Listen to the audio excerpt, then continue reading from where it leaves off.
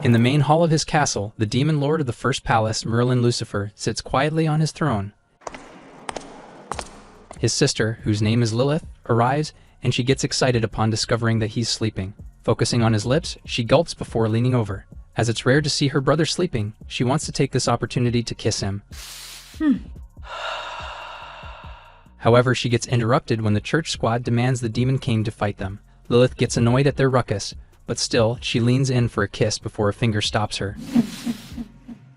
Merlin is awake, and he asks her what she's up to. Blushing, she tries to bite his finger, but he retracts it in time. Flicking her forehead, he berates her for messing around. She pouts, lamenting that she failed to kiss him, which makes Merlin smirk. Suddenly pulling her towards him, he tells her that no one in the world can land a surprise attack on him. Giddy, Lilith squeals that her brother is the best, but noises from outside interrupt the mood. Annoyed, she pulls out a whip and declares that she'll get rid of them for her brother. However, she gets stopped by Merlin, who tells her not to lose her temper over them. Smiling eagerly, he decides that since they came looking for trouble on the last day of his reign, he will personally send them to the afterlife. Merlin instructs his sister to stay close to him, to which she says yes. On the battlefield, Merlin's minions fight against the humans. Observing them, he comments that the battle is heating up, while Lilith wishes that the same would happen between Merlin and her too. Just then, Merlin spots a silver-haired woman with a sword and figures out that she's the hero. With a yell, she charges and destroys Merlin's rock monster. Still, he thinks that she looks weak. The hero's comrades praised her in awe of her fighting prowess. They're talking about how it's such an honor to fight with her, when a giant leech monster emerges from behind them.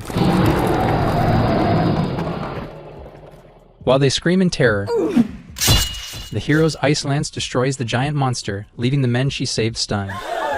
With a kind smile, she tells them not to lose their focus in battle, which makes them teary-eyed by how kind she is. The silver-haired woman calls herself the 233rd hero, Alice Claudia, and she declares that she'll defeat the Demon King. Emboldened, her companions charge forward. In the distance, the church bishop is angry at the useless peasants who are hindering the hero's advance. His assistant calms him by saying that the peasants are just cannon fodder. Once they all die, the church army will swoop in and claim victory. However, he's worried about whether the hero can defeat the Demon King. The bishop loudly laughs, saying it's fine if she loses as they have a secret weapon. Meanwhile, Alice notices that her companions are overwhelmed by the monsters. She moves to save them. When the bishop summons the weapon, he declares that the church has been preparing for 100 years. As a large flying whale appears, he calls it the most fearsome weapon on the continent. The fighting stops as everyone stares at it. The bishop commands the whale to attack, shocking Alice as this will wipe out the entire vanguard squad. Horrified, she realizes she can't make it in time to save them. Merlin clicks his tongue, calling the whale ugly, while humans and his minions brace themselves for the attack. With a mighty boom, the whale's laser cannon hits them, and the bishop boldly declares that he sentences the demons to hell. When the smoke clears, Alice sees the backs of a man and a woman. Both humans and monsters are alive, which confuses them. Merlin says that of course they're not dead, as only he can decide whether they live or die. He challenges the men from church to come at him, and the bishop, who's in utter disbelief, gets angry. His assistant asks him if they should retreat as the Demon King is much stronger than they anticipated, but the bishop declares that there's nothing to fear as the church's whale is on their side. Convinced that the Demon King will not be able to withstand the whale's body slam, he commands it to attack. Merlin comments on how weak the whale is, but he decides to humor them. As the whale's jaws head toward him, Merlin says that he'll deal with it with the barest unsheathing of his sword. In the next moment, the whale is already sliced in half by his blade. Lilith fangirls, Alice is wide-eyed.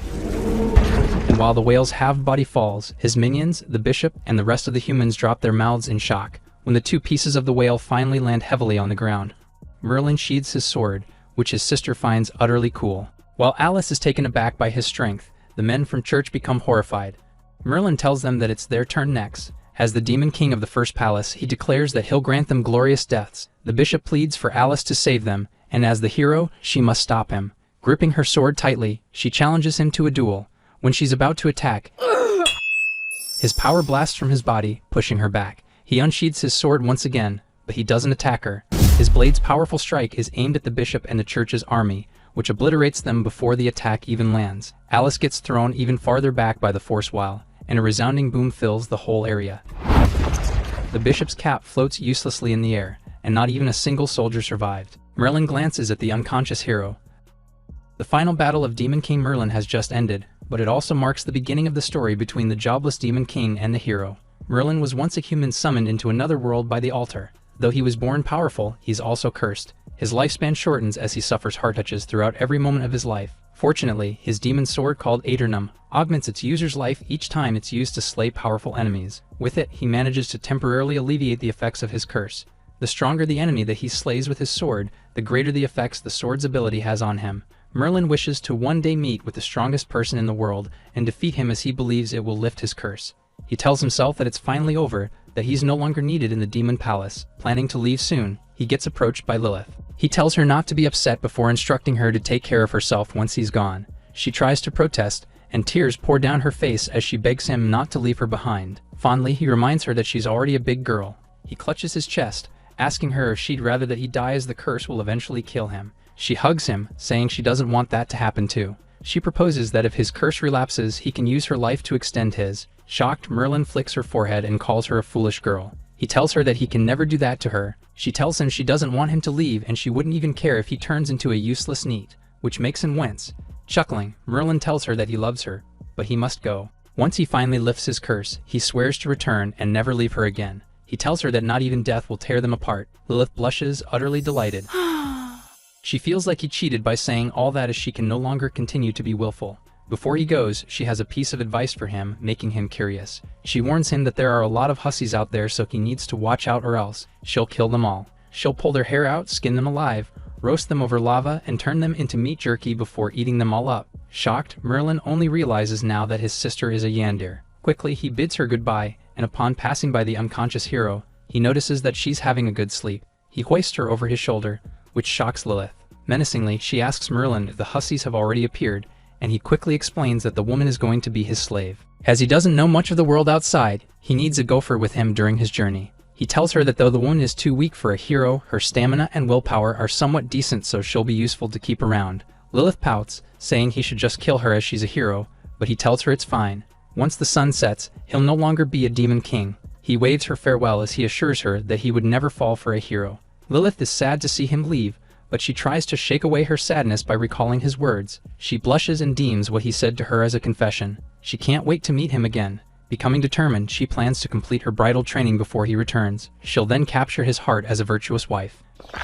Meanwhile, Merlin and Alice are about to start their journey together. While Merlin carries Alice on his back, her unconscious mind wonders if she lost. Ever since she left the mountains, a lot has happened to her. She fell for the words of flattery told to her by the people from the church. She thought she could defeat the Demon King, but seeing how he easily killed the church's ultimate weapon, she realizes they were not even in the same league. Her master had told her that she was still lacking in cultivation and that she'll face many difficulties against strong opponents. Alice only now realizes that her master's words were true.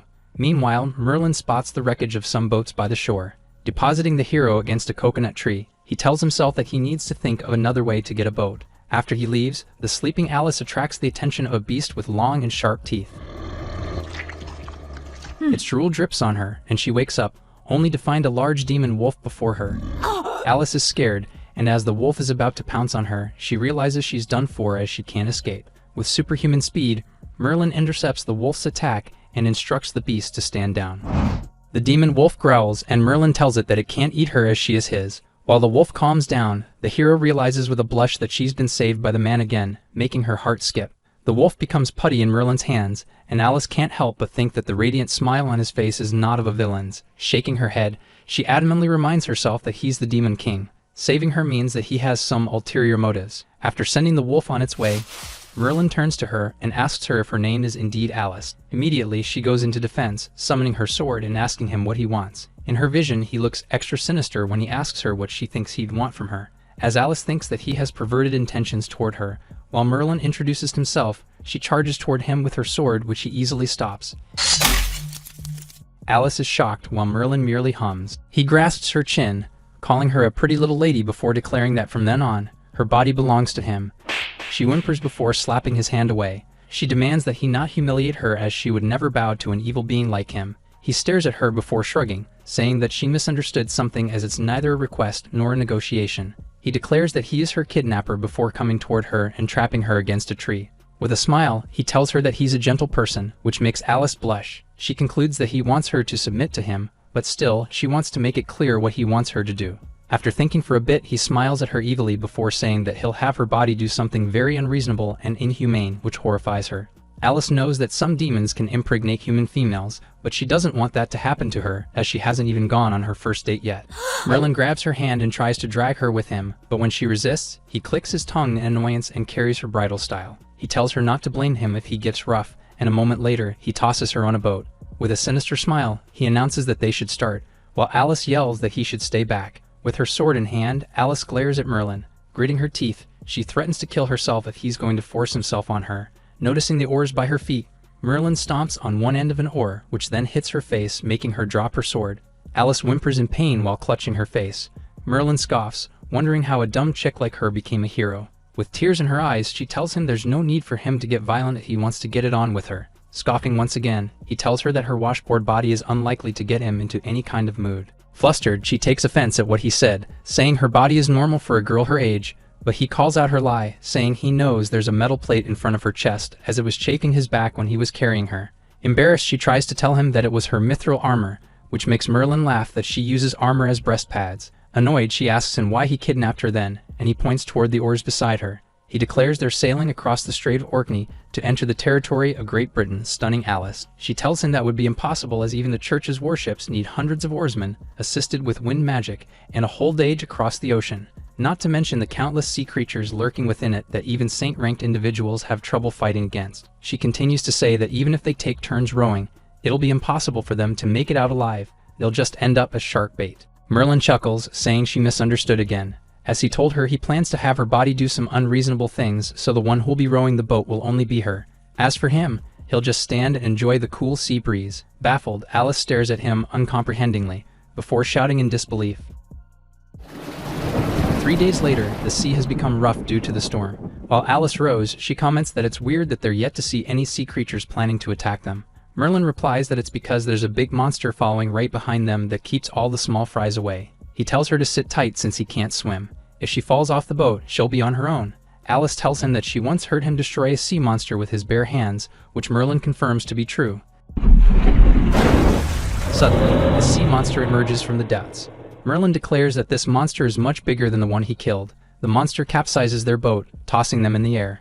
As they fall, Merlin kicks the edge of the boat to make it land upright in the water, and the two of them land on it just in time. The sea monster roars ferociously, and judging by its size, Alice realizes that it could be the Overlord of Orkney, who sank Britain's Royal Navy and killed 2 saint-ranked magicians on board. Wondering if he can fight the monster, she asks him what they should do, but Merlin doesn't reply.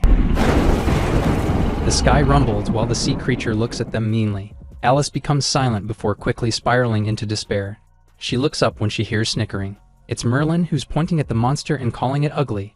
Laughing boisterously now, he loudly says that though the monster's neck is so thick, its head is small. Alice is frustrated that he's still in the mood to make fun of the Lord of Orkney. Angry, the sea monster raises its tail and slams it into the surface of the water, creating even bigger waves. Alice asks him how they're going to fight a monster whose power can rival that of nature. The monster continues to thrash in the water, the resulting waves tossing their boat about. Merlin clicks his tongue and draws his sword, facing the behemoth that is about to plow into them. The sea monster roars, launching itself toward them, and Merlin responds by unsheathing his sword. After executing a wide slash, he smirks while Alice watches wide-eyed. The sea monster freezes, and somehow, the turbulent waters start to calm down a bit. With a flick of his sword, Merlin returns Aeternum to its scabbard. He turns his back on the monster, scoffing at how easy it is. Alice is still not moving due to shock, so Merlin pinches her cheek. He tells her to start rowing, but she protests, pointing at the sea creature behind him. However, a second later, the behemoth's body clacks, before collapsing to pieces and falling into the ocean. Merlin merely asks her what she was saying. He tells her that if she doesn't start rowing, man-eating sharks will turn her into shark bait.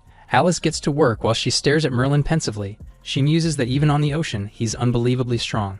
If she allows him to arrive in a country of humans, there could be dire consequences.